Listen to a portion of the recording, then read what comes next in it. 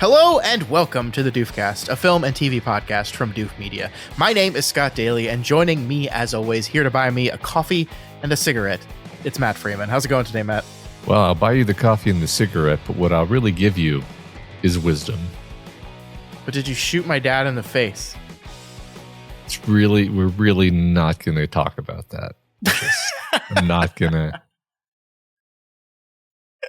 I can't overstate how much we're not going to talk about that, Scott. So much. This week on the show, it's finally time, Matt. We are beginning our newest series, talking about the films of director and writer Paul Thomas Anderson. It is our Deconstructing Directors series. We call it Deconstructing PTA, and we're here to talk about Paul Thomas Anderson's first feature film, which is 1996's Hard 8. Oh my gosh. I'm so excited about this series. I'm excited about this movie. I'm really pumped. We had to delay this several weeks, but it's finally here. Yeah, that was weird, but yeah, it's good. We're going to start strong. Yeah, definitely. All right. And that's all we're doing today. We're kicking off the series, and we thought we'd just focus on PTA this week and on this very, very first film. Matt, what do you know? What do you know about Paul Thomas Anderson? Not a whole lot. I've only seen, I've seen about half of his movies actually. Okay. But I've really liked all of them. Loved some of them actually. Mm. I for whatever reason, he's one of those directors where you kind of vaguely know who he is and that he's great, and then you don't reach for his name when somebody asks you to give an example of a great director, which is a weird liminal space. And I think, maybe this podcast project will change that for me. Yeah, yeah. One of the things that I think is so interesting, and I've seen almost all of Paul Thomas Anderson's movies. This first one we're talking about today, Hard 8, was a new one for me. But one of the things we like to do at the start of these series is talk about this is the style that the director is known for. And it's not that I don't think Paul Thomas Anderson has a style. It's just when I sat down and attempted to write down how I would describe Paul Thomas Anderson's directorial style, I was like, yeah. And I couldn't come up with anything. Yeah, I think that's one of the sorts of things we'll have to put together as we go. Mm-hmm. Can I read you a little bit about what Wikipedia says is his style? Sure. Just so we have a baseline here. Anderson is known for films set in the San Fernando Valley. Okay, that's not really a style. With realistically flawed and desperate characters. Among the themes dealt with in the films are dysfunctional families, alienation, surrogate families, regret, loneliness, destiny, the power of forgiveness, and ghosts of the past. That all could be true, but I feel like that's just all stories that human beings tell in the history of stories. Sure, yeah, those are pretty broad, but universal. I mean, they are universal, right? But that's that means they're not highly specific. Mm-hmm. I think that's accurate. I would say that this movie qualifies for several of the things on that list. Yeah. So is he one of those writer-directors that we like? He is. I think just about every single one of the movies we're talking about, if not every single one of them, he's also at least one of the credited writers on them. Yeah. Right. I mean, we like to talk about writer-directors because it allows us to be a little bit more sure that we're, assigning credit or blame in the right place, because he came up with the story and he wrote it. And, one thing about this movie is he really likes these dialogue scenes. A lot of scenes in this movie are literally people sitting at a table having a conversation. And that's, often easy to make fun of, often easy to have it just be boring. And I found it, fairly arresting, actually, even in the beginning when you're not really quite sure where we're going or what's going on. The placement of the camera, the intensity of the performances, the sharpness of the dialogue, it all really pulls you in, even though you're just watching some people sitting at a diner table having some coffee. Yeah, for sure. For sure. I feel like this Wikipedia entry, Matt, was written by a person who was struggling to come up with a way to describe his style as well. Yeah. It says here Anderson's films are known for their bold visual style, which includes stylistic trademarks, which is circular. Yeah, such as constantly moving camera shots, Steadicam based long takes. Those are kind of different. Memorable use of music and multi-layered audio-visual imagery. This really reminds me... It's very vague and general. Yeah, this reminds me of the description of Fry's nephew's music in Futurama. That's a highly specific reference for anyone who... If you remember it, you'll laugh, and it was really funny. Exactly what you're talking about, and I enjoy it. Yeah, great. He also tends to reference the Book of Exodus, either explicitly or subtly, such as in recurring references to Exodus 8:2 in Magnolia and 7:19 in There Will Be Blood. So that's in the one paragraph about his style. That's one of the things we talk about is he references the Book of Exodus 2 times in his 10 movies. Yeah. So it's a stylistic tick is what it is. Yeah. We're doing great here. We're doing great. Yeah. Perhaps we can edit this Wikipedia entry at the end of the series. I agree. Because I was just thinking, the Bible is not that frequently referenced. No, in films and fiction, right? Yeah. So. Especially in the West, we almost never have any kind of biblical reference in any of our storytelling. I think you're right. It's very unique to him. All right, Matt. So at the time of this recording, Paul Thomas Anderson has directed 9 feature films that have been released. A 10th film is coming out later this year, which is kind of part of the reason we're doing this is I wanted to do this just personally to prepare myself for the 10th film, which is a film whose name I'm blanking on right now, but it stars Leonardo DiCaprio, which I'm very excited about the Leo and PTA matchup here. Cool. Here are the films that we're going to be covering, Matt. Hard 8, of course, is today's movie. Boogie Nights, Magnolia, Punch Drunk Love, There Will Be Blood, The Master, Inherent Vice, Phantom Thread, and Licorice Pizza. So you said you've seen about half of these. Yeah. Which ones? I've seen Hard 8 because we're going to talk about it. Boogie Nights. I've seen Punch Drunk Love. I've seen There Will Be Blood. I've seen The Master. I think that's it. So 4 out of 10. Right. So that's not quite half, actually. That's not bad, though. The only ones I have not seen are, I believe, Licorice Pizza is the only one, the latest one. All right. So I had not seen Hard 8 before this show as well. Well, I think now that I'm thinking about it, I really have loved all these movies that I've seen of his. So I'm looking forward to the remaining 6. Yeah. So PTA, I just wanted to point this out at the beginning just to talk about this travesty, has been nominated for Academy Awards for writing, directing, and Best Picture 11 times, but he has yet to win once. He's never won in any of those categories. It's so funny to look at his, nominations list because he's it's like every 3 or 4 years he gets an Academy Award nomination for since 1997, basically. Yeah, it's quite funny actually. And yet, no gold. Well, maybe this movie this year will be the one. We'll see. Yep. He did have one of his actors, Daniel Day-Lewis, win the acting prize though for his performance in There Will Be Blood, which is a movie I have not seen, I think, since I originally saw it, and I'm pretty excited to revisit that movie, actually. Yeah, cool. All right, so that's Paul Thomas Anderson. You ready to get into Hard 8, our first movie? Yeah, let's do it. If I were to give you $50, what would you do with it? I'd eat. How long can you eat? How long can you live on $50? I don't know. I would bet not very long.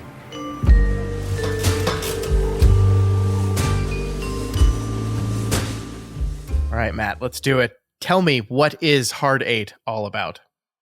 A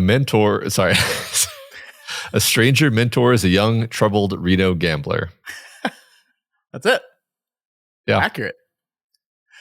This movie, of course, was written and directed by Paul Thomas Anderson. It stars Philip Baker Hall, John C. Reilly, Gwyneth Paltrow, Samuel L. Jackson, and a brief cameo by Philip Seymour Hoffman, who will be kind of a mainstay in Paul Thomas Anderson's work, which is another thing I'm very much looking forward to, because I think Philip Seymour Hoffman, one of my favorite actors of all time. Yeah, I agree. So neither of us had seen this movie until we sat down to watch it for this project. Matt, what did you think of Hard Eight? Delightful little movie. It's kind of like, I remember years and years ago, like watching, Jackie Brown for the first time, and it kind of reminded me of that. Part of that is like, oh, it's kind of like Tarantino, and it's also kind of like watching, Blood Simple, where it's like, oh, it's kind of like a Coen Brothers movie, but it's like it's not as bombastic and explosive as the better known works of the Coens or the Tarantino. But it's still really, really good. It has that vibe.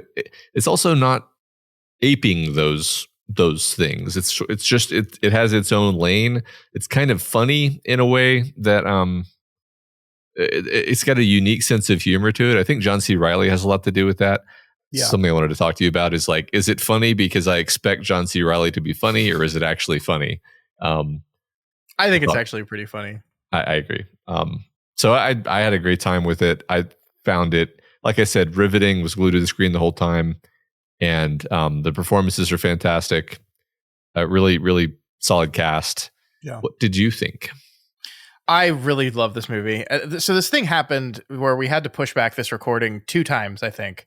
And so I didn't have to, but I got to revisit this movie twice. Because I was like, oh, we're doing this, I'll just watch the movie again. And so I got to sit with the movie a lot longer and got to watch the movie a lot more times than we normally do for this podcast. And I think it allowed me to just really fall in love with it. I mean, I liked it from the first watch, but it's so interesting. You talked about Tarantino and the Coens, and I think it's like, I would never have called Paul Thomas Anderson a Tarantino-esque person, but I do think this movie like exists because of the success of Pulp Fiction. So, for those of you who don't know, Pulp Fiction came out in 1994 and kind of like changed the indie film scene forever. Like it exploded. It was huge. And then there was this brief period in the 90s after the success of movies like Pulp Fiction, where studios were just grabbing up anything they could label as Pulp Fiction-esque and market as Pulp Fiction-esque and pushed it out. And like, I'm very happy that happened because, we got Paul Thomas Anderson, a master of his craft. But it's just like, this movie is so, it's not even that it's like Pulp Fiction, but it's just like, it fits in that lane if you're like a suit trying to think of how can we make money off of the success of this thing. Yeah. That's actually why I reached for Jackie Brown, despite that not being that being a lesser known Tarantino movie, because it's a lot slower, a lot more character focused, a lot less like threads going on. And like, you can kind of see why this movie didn't like explode and become super well known. I honestly never heard of it until we said we were going to talk about it, because it's just not really trying to be big the way Pulp Fiction is. But but it's it's sordid and seedy, and your characters are all kind of awful, and they get into terrible situations. And it kind of reminded me of like the Uma Thurman, John Travolta plotline of Pulp Fiction, if we're going to make a direct, but like not even really that tightly either. So, which is and it's essentially about nothing. Like, and I don't say that to be mean to the film, but like, there's not really like an overarching driving narrative in the film. It's mostly just, here are these characters, they introduce us to these characters, and then we just hang out with them. And then like halfway through the movie, suddenly like a plot does kind of show up, right, in the customer that doesn't pay Clementine, and that pushes us through the end of the film. But for the most part, it's just like, here are these people, watch them interact with each other and like see their motivations and lines of conflict, and that's pretty much it. And yet it's in my opinion riveting, and I think a lot of that is what Paul Thomas Anderson is doing with the camera. I love what you said in the introduction about like some of the most memorable scenes of this movie are people sitting and talking. I mean, essentially that is the entire movie, is people sitting and talking, either across a table or in a car or Right. in a hotel room. That is the movie. Yeah. And yet the way he films it, the way he shoots it, it brings the energy to it. A lot of this is like, by the way, like, I think John C. Reilly is great. Yes. But like Philip Baker Hall, man, holy shit. Yeah. This guy. Yeah. No, I agree. He's the center. Movie totally rests on his shoulders. Yeah. And I've of course seen him in lots of stuff, throughout the years. Like, he's just became like a great character actor. But this, it turns out, is like he was a very well-known actor for years before this as well. But like, I think the 1-2 punch of playing Sydney in Hard Eight, and I think he comes back with Paul Thomas Anderson in Magnolia, I believe. Yeah. And he's just fucking great. Yeah. And that's like, he's the perfect character for this role. Like, he has the perfect voice, like the gravelly kind of cigarette smoke sounding voice of a man who's lived a lot of life. Yeah. And has opinions on things and feels certain way. And like, we don't understand his motivation with John for 90% of the movie. Like, why are you so invested and interested in this kid? Right. And yet, like, we just buy it that he is. Yeah. He's just like, this is the type of person he is. Yeah. I mean, that's sort of the mystery of the film, right? I think that's one of the things that glues us to the screen, is we're trying to figure out the implicit mystery of like, why is this guy doing this? Yeah. Like, he's got an agenda. He's not taking no for an answer. He has essentially forced John C. Reilly's character to take him on as a mentor.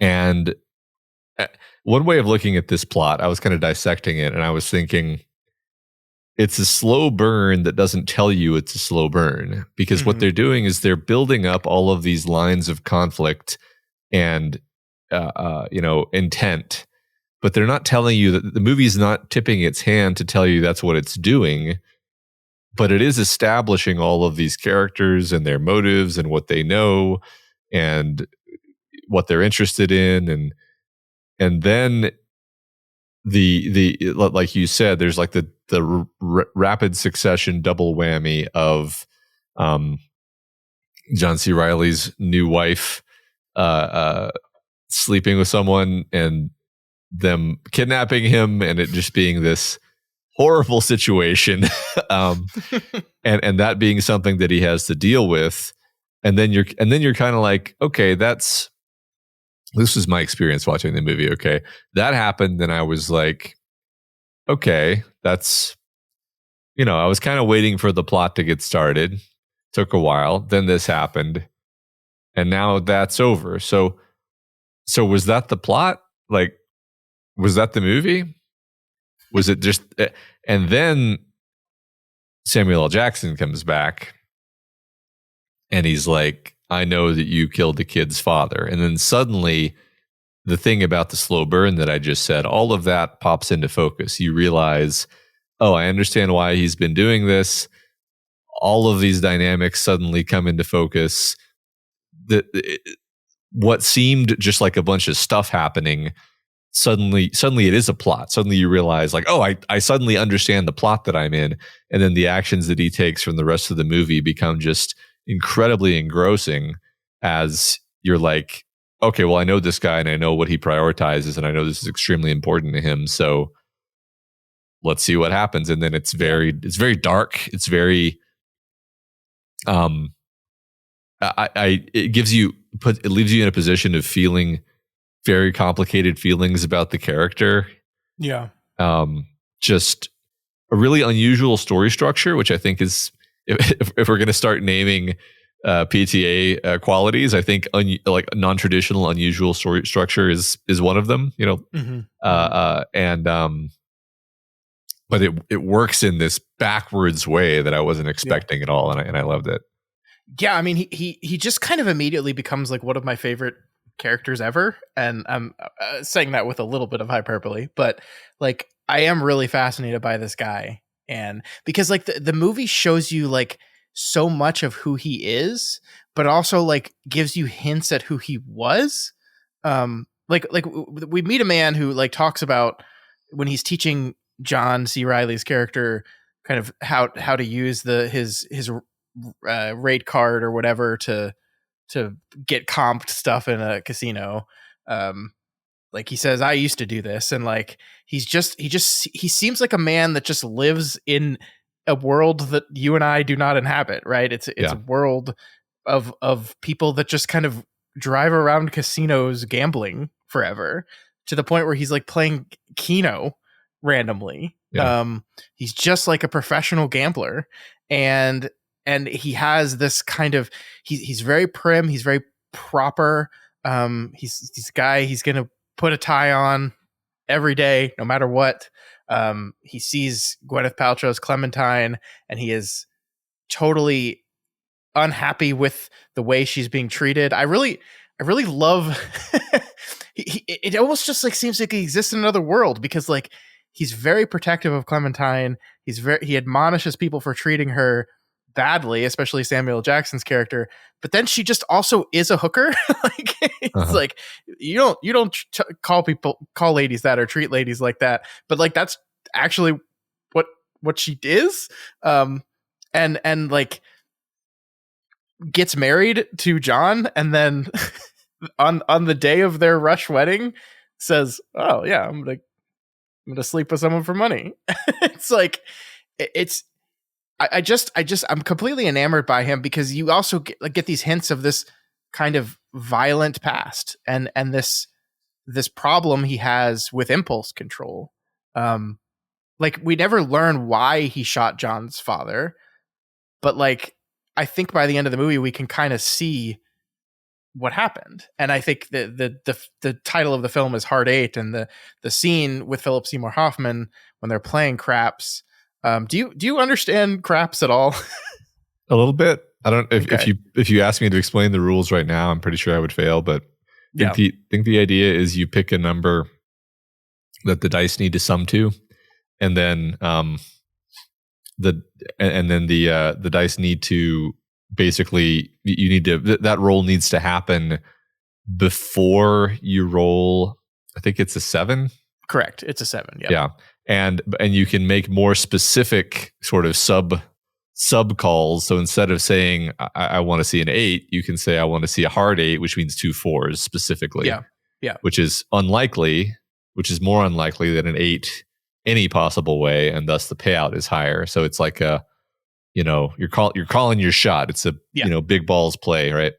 It's when you're betting a hard 8, you are betting that 2 4s will be rolled before a 7 is rolled, but also before any other kind of easy 8 is rolled, right? Okay, so it's a very low chance bet, and it pays out very high because it's such a low chance bet. It's kind of a stupid bet, is the thing. It's like, right, you're probably gonna lose. Yeah. And but like the scene with Philip Seymour Hoffman, one of my favorite scenes in the movie, is like Hoffman kind of goads him into making this stupid bet. Yeah. And he loses. Of course he does. And like I think that's a really, really fascinating view on this character, who's this very kind of reserved, quiet person. But if you push him, he's going to lash out. Yeah. And that's, exactly what we see with Jimmy at the end of the movie, where he murders him. But it just makes for a really fascinating character, I think. Yeah. I mean, I agree with everything you just said. There's this duality to him where it's like he has this seediness to him. I think that's probably half the reason why he kills Samuel L. Jackson, is that Samuel L. Jackson is shoving his face in the reality of who he is. He keeps calling him an old hood, which is him sort of just saying, hey, you think you're this cool guy. You think you're above it all. You wear your suits. Yeah, you think you're better than me. You think you're better than us. Yeah, and it's like, no, you're just a criminal like me, and it's really insulting to him. So yes, I mean, the main reason he kills Samuel Jackson is that it's very important to him that he not tell John that he killed John's father, because John is like the most important person in his life, and I think he feels like he has redeemed himself in some small way by taking care of John and mentoring him. And I think he's basically right that if John found out the reason why he did that, it would sort of ruin it, not just for him, but possibly for John too. So it's sort of maybe this is a bit of protagonist goggles, but I sort of see his reasoning there. And then, kills Samuel Jackson. And then, of course, there's the delightful irony that Samuel Jackson has won the Hard Eight that he lost previously in the movie. And so the money that he paid off, that he used to pay off Samuel Jackson, is returned to him tenfold due to his committing murder. And I love the silence and, containedness of this character, because you see him, go at the end. The movie just ends with him getting the coffee, seeing the blood on his sleeve, adjusting his jacket to cover it up, and just going on with his life. And yeah, that's such a perfect symbol to end it on. Of he's a guy with blood on his hands, blood on his sleeves, and he's just going to move that nice suit jacket to cover it up, and just carry on. And that's what he does. And it's again, what the movie doesn't tell you is almost as great as what the movie does tell you, because it's just, it allows the performance to kind of play the stuff in the background, and you have to see it between the lines. And I just and like the way that John C. Reilly's character is so taken with Sydney. I love every time it's pointed out that, he dresses exactly like you. He orders the same drinks you order. He's totally come under his circle and is just completely enamored with this guy. Utmost respect for this guy. Loves him like a father. And then he's harboring this deep secret about that. Yeah. So it's like he's a man who's driven simultaneously by guilt for the acts he's done, but also he still has that nature within him. I think that's what's compelling about it. Now that I've said that, I think that's what it is.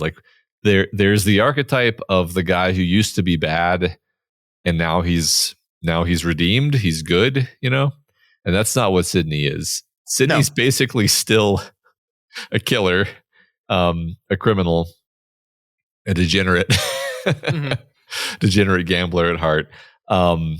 But he's trying, and he kind of just hates what he is, but he can't stop. Because what is he going to do? Stop going to casinos? He doesn't know what else to do with himself. He's an old man. That's all he does. Yeah, it's all he does. It's all he knows how to do. What is he going to do? Retire and just he would just die. Right. This is his life. And he has an ego about it. Just before we get too far away from the craps discussion, it's even worse than what we were saying, because the payout is a 9-1 payout, but the odds are 10-1. So it's a very low odds play, and also it's explicitly negative EV. Yeah.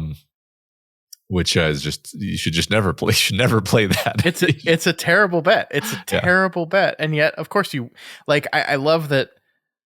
It's a terrible bet that makes a person known, though. It's a statement, you will be remembered. That's Philip Seymour Hoffman's character will remember him and tell stories about him. Just like when he first meets Samuel Jackson's character, he's like, "Weren't you guy that rolled that bet a hard 8 and somewhere else?" That's a thing in the world of gambling that people will remember about you, despite being a bad call. Yeah.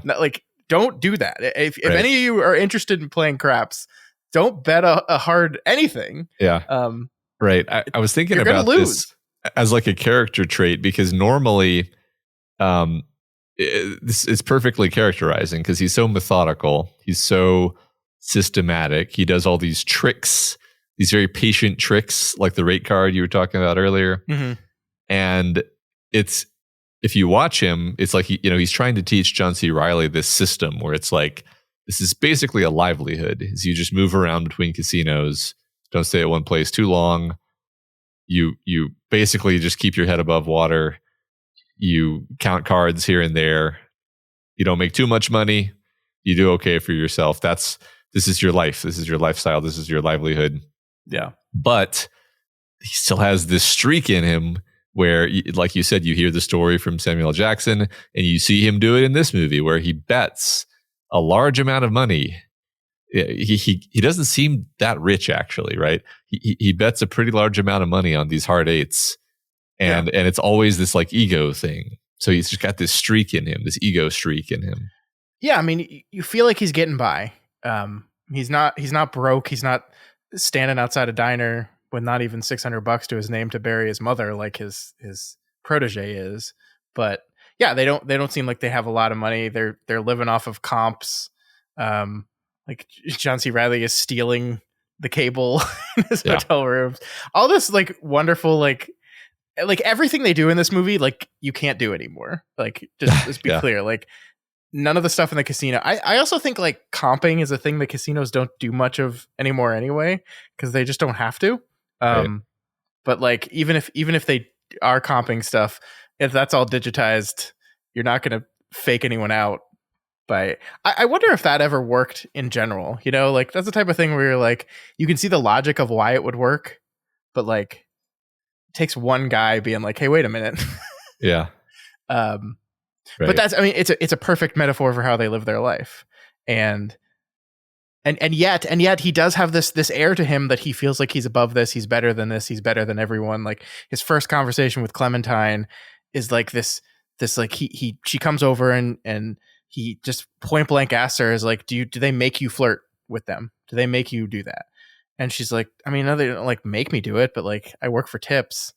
And he's like, oh, well, you don't have to do that with me. And it's like, there's parts of the movie that you want to see him as this kind of like cool dude, actually, that is kind of above all this.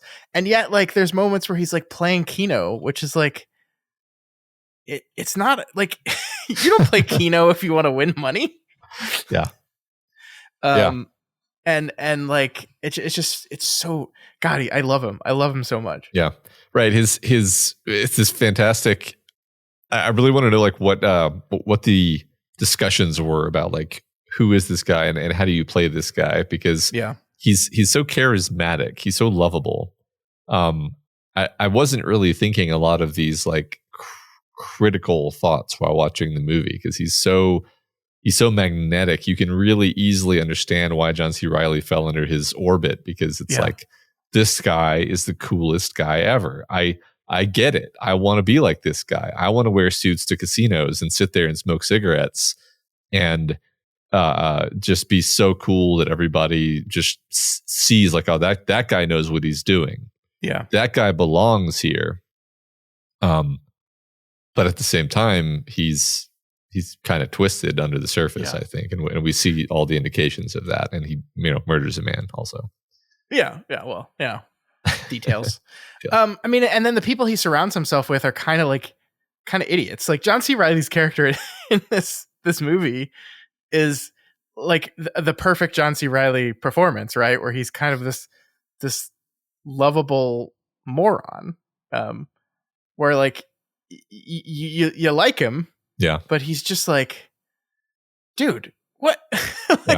And I think like I you can kind of see the frustration on Philip Baker Hall, on Sidney, where he's like, he feels he has a responsibility for this kid, and he owes this kid a debt for shooting his father in the face.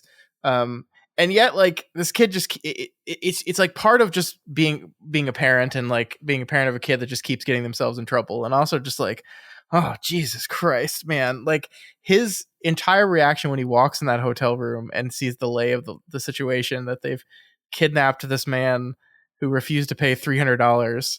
And he's just like, what are you doing? Why? What were you thinking? Yeah.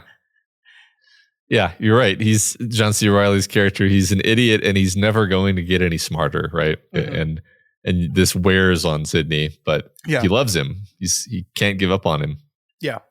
And he clocks Jimmy as a threat, like immediately. Like he doesn't like him from the second he meets him. Sam Jackson shows up and he doesn't like this guy. And yet John seems to really like him. And Yeah. so it's like, it's also another parent thing where like you can see your kid is like friends with the troublemaker. You're like, I can't tell him not to hang out with him because it's not going to work, but I really want to. Yeah. And then I love, he kind of pushes John and Clem to get together, right? Like he's kind of orchestrating this to happen. And then that immediately blows up too. And it's this idea, I think he has this idea that Clementine is this lady in need of saving. Like she's this good, decent person that's been hoodwinked into a life of prostitution against her will. And she just needs someone to swoop in and save her. And also he knows John likes her. And so he's just going to orchestrate this to give his surrogate son love. And he doesn't know Clem like at all, actually. Yeah. He doesn't understand. If anything, it's like he projects a kind of saintly victim, I need to save this woman persona onto her. Yeah. That has nothing to do with the reality of who this character actually is. I think there's some self-delusion going on in certain regards. Like I'm thinking about, I forget the exact order of events, but he brings her up to the hotel room and she basically is sort of makes a move and is like, okay, all right, you can have sex with me. And he seems, she assumes that that's what he's doing this for. She assumes that, and he is like offended, and it's like, he's like, how could you think that I could? And it's like, of course she would think that. That's. I thought that was a really interesting scene because that's one of the few moments in the movie where you're like, come on, man. Obviously, that's what she's thinking. Obviously, that's what this looks like. It's so obvious that later John asks him, like, "Hey, did you sleep with her?" Because even John knows better, and he does seem to have put her on a pedestal, as it were, and he's a bit distorted in his thinking about other people, despite the fact that he's normally quite a accurate judge of character. Yeah, and then we get to see her as this woman who is so insistent that this man pay her that she's gonna kind of push her idiot new husband into helping kidnap him and beat the shit out of him. And like even when John has realized, oh, we fucked up here, Sydney's gonna help me get out of this, like she's indignant. Like she has her code, and her code is, this guy owes me money and I want my money back. Yeah. And it's kind of like the same thing he operates under, because I do think he kills Jimmy because he doesn't want John to find out about what he did, but also he took his money. He took his money and he wants his money back. Yeah, that's true too. And so like he looks at Clem as this idiot who like gets herself in this terrible situation because she's being stubborn and indignant about the money she's owed. But like that's you, man. That's probably why you killed his dad in the first place, right? Yeah. I mean, we don't know for sure, but like the way Sam Jackson describes it, like I think he says like, I know the type of people you hung out with. And I think I have the names here: Floyd Gondoli, Jimmy Gator, and Mumbles O'Malley. It's like, oh, so gangsters. Like those are the gangsteriest gangster names ever. So yeah, they were killing people over money and probably kidnapping people over money and like doing exactly what she's doing. But no, he's convinced herself that she's better than that. But she's not. And then he's horribly offended by the fact that she's not. Yeah. Yeah, exactly. He's such an interesting concept. That's why I keep thinking it reminds me more of a Coen Brothers movie than a Tarantino movie. If we're gonna bring that up again, like so remember the game Fiasco that you and I have played, where it's like it's sort of based on the concept of like, what if you could play a sort of game that was like a procedurally generated Coen Brothers movie that's being written by you, and it just so reminded me of that, because it's like you've got these. It's just that kind of setup. It's a Coen Brothers movie setup. It's a Fiasco setup where it's like you've got these people. They're primed in certain ways. They have certain personality defects. They have certain things they want. All of them are basically broken people in different ways, and this is all going to blow up, and it's going to be a huge dramatic disaster, and then we just watch it play out. And that's the delightfulness of this type of movie. Yeah. It truly is. I want to. One thing we haven't talked about with John yet is the thing he says to Jimmy right before he gives him the money, which I found really fascinating. He says, I killed his father. I can tell you what it was. This is not an excuse. I'm not begging for clemency. All that matters, I do not wish to sacrifice my life for John's well-being, but I will sacrifice this money for mine. I think that's such a fascinating line, right? He feels responsible for this kid, but only to a point, right? Like, yeah, Sidney will not die for John. Absolutely not. And I think that's like, he's a man of very specific principles. Yeah, very very specific. Right? Yeah. I kind of forgot about that exact moment, but yeah, that's true. The little speech he gives, I thought was interesting, because even at the time, I guess this is easy to say after you've watched the whole movie and you know what happens, but even at the time, I felt like he's trying to make himself seem really harmless so that he can get out of this alive. Mm-hmm. But this man is not harmless. I didn't predict that he was going to go back and kill Jimmy. I didn't like play it out all the way that far. But I did think to myself, like, this right here is a performance. He's just trying to get out of the situation. Which is accurate, because he's acting like, I accept this. Here's the money. All's fair in love and war, and then he breaks into his house and shoots him several times. Yeah, and I think like I remember being surprised by it the first time I watched it, because he's like, I don't want to die, and he repeats that statement multiple times. I don't want to die, and he's such this kind of cool, calm, collected, whatever guy throughout the whole movie. There was a part of me that like the response to him begging for his life was like, that's not cool.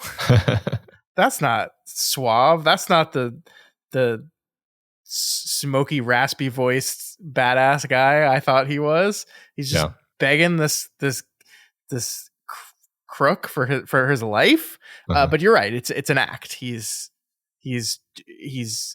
kind of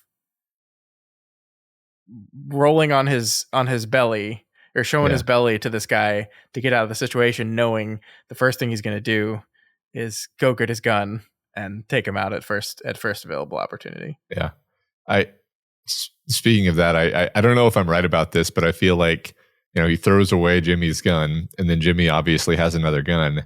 Mm-hmm. And then he just deduces from this, like, okay, Jimmy probably has several guns, so I'm going to break into his house, get one of his other guns that he definitely has, and use that to kill him, because that's what he does. Yeah, it's great. I love the scene with him and Jimmy in the car. And it's like, so I've been watching a lot of these movies. Like, we've talked about this on Flanagan's Wake with Hill House, but I've been watching a lot of stuff in the break room at work. Shh, don't tell. But I've been watching it with my noise canceling in-ear headphones, and it just allows me to appreciate sound work a lot more than I normally do. And oh my God, the scene with Jimmy, Sam Jackson's character, in the car, where Jimmy is wearing the leather jacket. And I don't even know if you noticed this, but like, man, every time Jimmy moves, and like the creaking and groaning of the leather was just like a very visceral thing to me. Like it just helped set a tone and a mood for the scene to me in a way I'm not even sure I can describe, but like, I was really, really into that. I don't think I did notice it. I mean, the detail that I remember is that Jimmy wears these driving gloves, which is, it strikes me as a kind of a gangsterly affectation too. Yeah. But this theme of like him being covered in leather every time you see him, sure. Well, he is a gangster, but like, on the other hand, Sidney did, like, immediately dismiss him, right? Like that when he first meets him in the casino and he says he works up at I forget which casino it is, the Stardust maybe. Uh-huh. And he's like, "Oh yeah, parking lot." Yeah. And that's just like I look at you and you seem like the type of guy who would just work the parking lot. I wasn't sure whether to interpret that as like an overt intentional diss of like, I don't like you. Because it struck me as being uncharacteristically rude for Sydney to say that, to just like, I honestly don't think it was Sydney just like, making a mistake, making a faux pas. I think it was him basically saying, I don't like you, get out of my sight, stay away from me. Yeah. I think so, because I mean, I do think what's true about Sydney, like the Hard Eight and that moment. And then also like, I think this thing he says to her is like, the first thing they should have taught you in hooker school, you get the money up front. Like he has this gentlemanly affect, but he also has this rage poking through. And I don't think he's like rage at Jimmy when he does the parking lot thing. I think he just doesn't like him. He just immediately doesn't like him. And maybe it's even because he knows on some level that this guy has connections to people that I know. Right. Like even I think when he says you were the one that bet the Hard Eight, I think he says back in Atlantic City, right? So it's like, oh, this is a guy from back east where I ran away from after I did what I did. Right. So yeah, I mean, I think he just kind of is uncontrollably rude sometimes. Yeah. But I do think there's a lot of subtext in that conversation where I think even Jimmy mentioning Atlantic City is him basically laying his threat gently on the table. Yeah. I mean, you do wonder like how long Jimmy had been planning this, right? Like, because I mean, he meets Sydney there first, but like he's been hanging out with John for a while, like to even the point where like you could believe on some level that this was all a plan from Jimmy to begin with, that even becoming friends with John was part of this long deal that he was going to try to extract money out of Sydney from. Sure. And John is so hapless and stupid that you could believe that he would fall for that. Yeah. No, now that you said that, 100%. Yeah.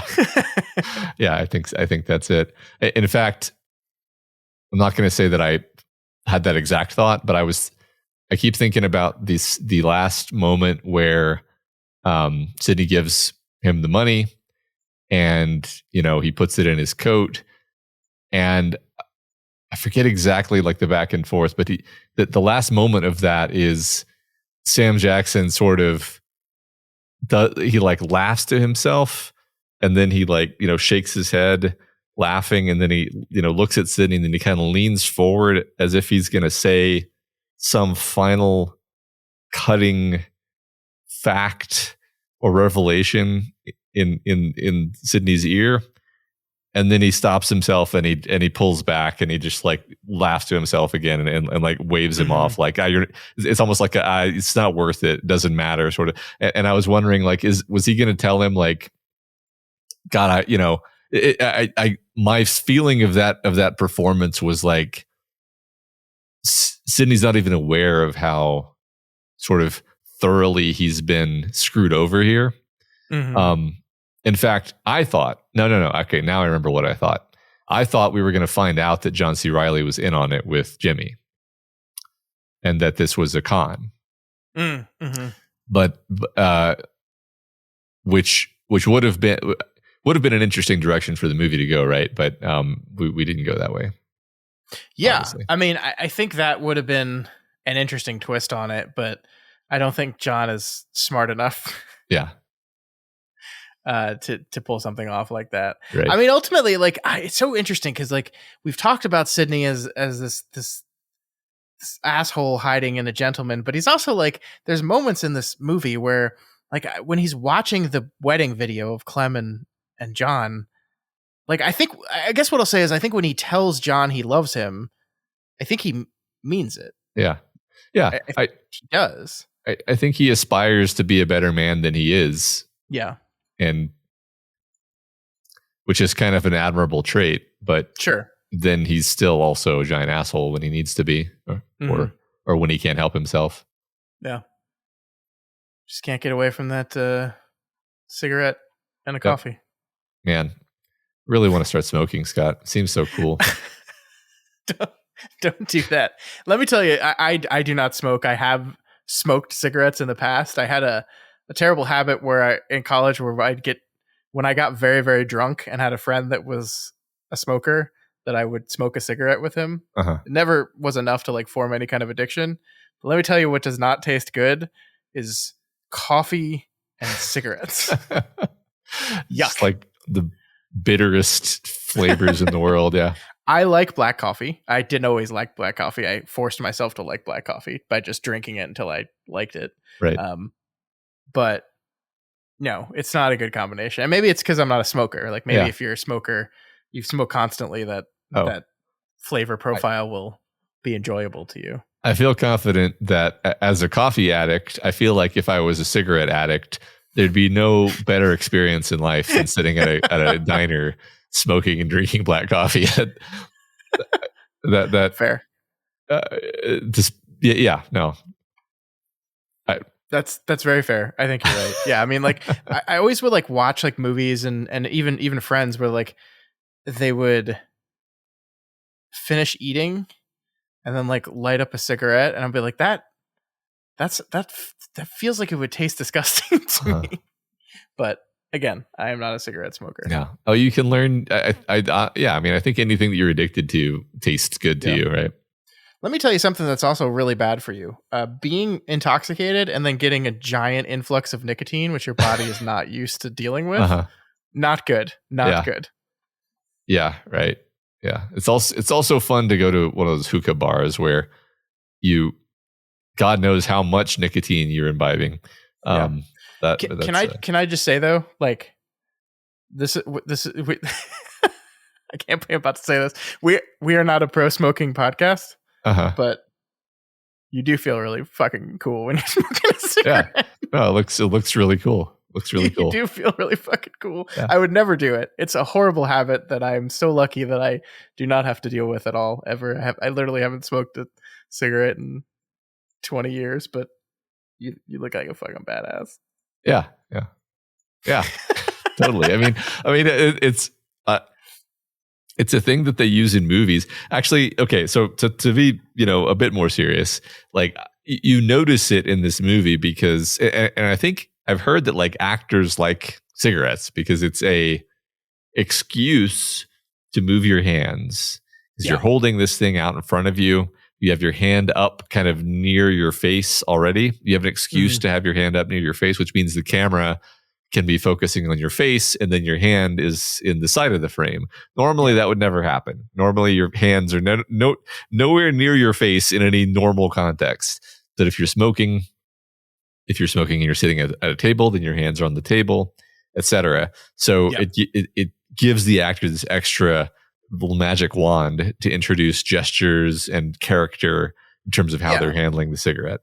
And then you can bump the ash off it. You can like put it in an ashtray. Yeah, it's just like you've got so much more things you can do. Yeah, it's yeah. When you're going to take a drag to punctuate a sentence, etc. Yep. Man, smoking. Don't you just like wish? Don't you just like wish we lived in a world in which it wasn't bad for you at all? I remember being a child and like smoking my first cigarette when I was older and being super disappointed because I was like, oh, this sucks actually. Oh yeah, it's absolutely disgusting. Like this is the reason why I was incredibly intoxicated. Was the only way I could actually ever do that to myself. Yeah, but like I told that story weird. I wasn't trying to say I smoked a cigarette when I was a child. What I was trying to say is I thought that it would feel as awesome as it looks, but it actually tastes bad and gives me a head cold instantly. So, tastes very bad, and then it's on you forever. I want to invent a cigarette that looks just like a normal cigarette, behaves just like a normal cigarette, but it's tasteless, odorless. Yeah, but you need to be able to inhale it into your lungs and then breathe it out because that's a key part of the cool factor. That's true. I'll work on it. I mean, okay. We're still at the I think drawing this is board the stage. most important undertaking. I mean, this is why modern movies are bad, is because nobody smokes in movies anymore. I agree. I did not expect this to be where the conversation went, but now we're going to add to the Wikipedia entry for Paul Thomas Anderson. Often characters smoke. It's true. In this blurb that you have copied into our notes, it says that his first film, or his college film, I suppose, His short film, film, was called Cigarettes and Coffee. Yeah. So there it is, right there, which is interesting because I know there's a Jim Jarmusch film called Coffee and Cigarettes. I wonder if they're like related in any way. Probably I don't not. think so. So I think like basically we didn't talk about this, but like PTA went to NYU film school for like 2 days. Uh-huh. And then he was like, I can't learn anything here. And decided that he was going to make a short film, and that was going to be his film school. It was just the act of making a film. So he just like got up $10,000, which with some of the college money that his dad had set aside, some gambling winnings, ironically, and then he put the rest on his girlfriend's credit card. Great. And Love he made this $10,000 short film called Cigarettes and Coffee. I think that the film is not like, it's not like he took that film and then blew it up to make this movie. Although I think there is one scene where it's two people sitting across from each other. I think the opening scene of the short is two people sitting across from each other in a diner, drinking coffee and smoking a cigarette. But the movie follows, I think, a $20 bill, like through like several characters, which is funny because the short film that I made years ago with my film group here in Dallas was following a dollar bill through a group of people. And now I'm like, since I never watched this movie, I didn't know about it. But now I'm like, did that guy that wrote that short film that we made just completely rip off of this idea? It's called an homage, Scott. It's an homage to PTA. Sure. It's what film is all about. Yeah. I think, like some of the most fun I have in these Deconstructing Director series, though, are watching the first film, especially if we haven't seen the first film, right? Because so often, like, I'm not going to say Hard Eight is Paul Thomas Anderson's best movie. And maybe I'll feel that way by the end of this. I've seen almost all these movies, and I can right now, my opinion is I love some of these other movies more. But it's great to see a director, especially a writer-director like PTA, like so firmly established in like the type of stories they want to tell. This is a small movie. It's 4 parts. It was not that expensive to make. And yet, like, I'm not going to say he's like fully formed here, because I think that's not true. He kind of keeps getting better and better, but like, it's just so nice to see, like, this was not only a great idea for a cheap movie, but it's incredibly well executed and well told. And just great to see that. Like, it's like, I think with the example we always go back to is the Wachowskis and Bound, which is this movie that I hadn't seen and just like blew me the fuck away. That they made that thing before The Matrix. Right. And it's like, holy shit. Like, I would also watch that movie and say, yes, here's millions of dollars. Make one of the greatest action films of all time. I know you can do it, because I looked at this incredible, sexy, awesome film that is Bound. And that's the way I feel about Paul Thomas Anderson too. Like, yeah. I don't know how much money this movie made. I don't know if it blew the world up, but it got Boogie Nights to happen, and that's a fucking masterpiece. Right. I think that's one thing we've commented on.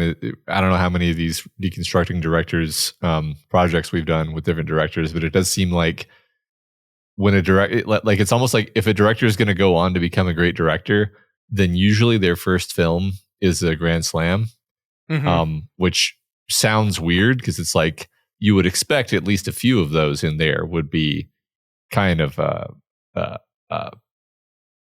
perfunctory or otherwise shoddy effort as their first film. Why would we expect them? But it's like, well, no, if they're going to be a great director, they probably just have, the talent to be a great director. And so they're going to start out strong. And I think this is, part of that pattern. Yeah. I think I want to believe that the best directors start off bad and then get good, because then that gives me hope for my ability to, certainly not direct a movie, but like be good at things. Yeah. But no, I think you're right. Some like the names that become the eternal names that have incredibly successful careers that go up in the list of the greats that end up being people we cover on the show are people that have such a vision and talent and voice that they hit the ground running. Yeah. Well, Scott, have you ever directed a feature-length movie? I have not. Well, then we don't know. We don't know if you're a great director. Yeah, I mean, I keep seeing like these things about like this guy didn't even get started in the business till he was 30. Yeah. I'm like, hell yeah, that's me. And then I realize I'm not 30 anymore. Well, sometimes with actors, it'll be like they didn't get started until they were like 50. And then I'm like, okay, there's still hope for me. There's still time. Yeah. Yeah, I mean, like how old was Philip Baker Hall when he did this movie? Older than us. Yeah. I hope. So there's still hope, is what you're saying. Yeah, I'm saying we could have our hard 8 moment any day now. Any day now. What does that mean for us? That's a good question. Yeah. I don't know. Don't know. He was born in 1931. So how old was he in 1996? Quick, do math. He was 65. Dude, we have so much time. We have Oh my God. like half our lives left, right? That's how that works. Technically, yeah. Yeah. Don't think too hard about that math that I just did. I just want someone to gift me stardom without having to do any real work. Can we do that? I don't even want stardom. I just want to have made a movie like this. You know what I mean? No, yeah, I get you. I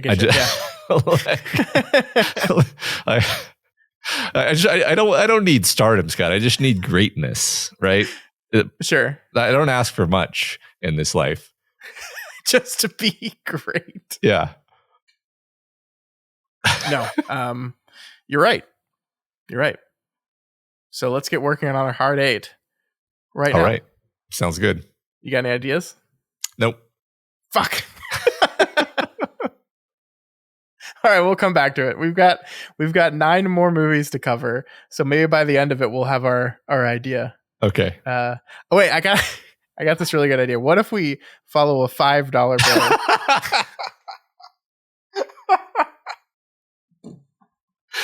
I love it. Okay. I think that's gonna do it for us this week, right? You're done. I think I'm done. I'm done.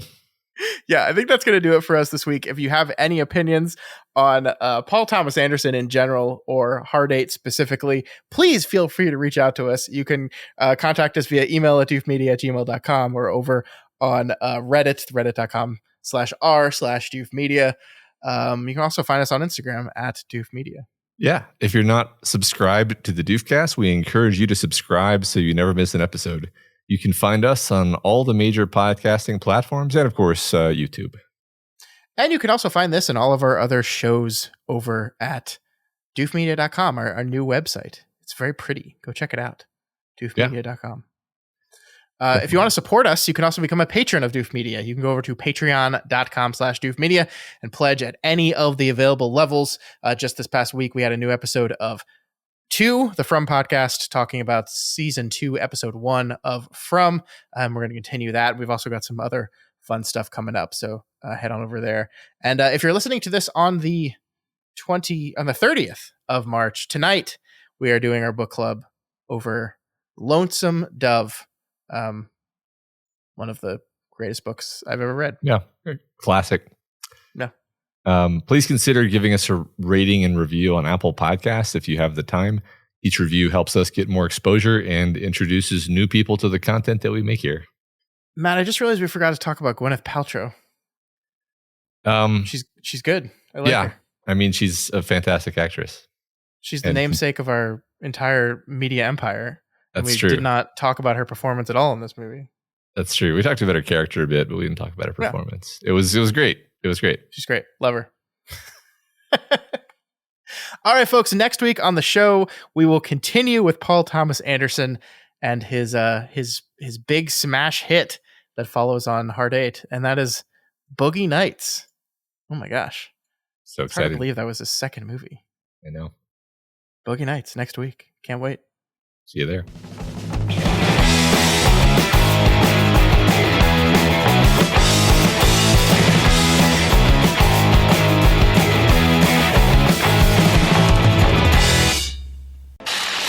My name is Doof, and you'll do what I say. My name is Doof, and you'll do what I say.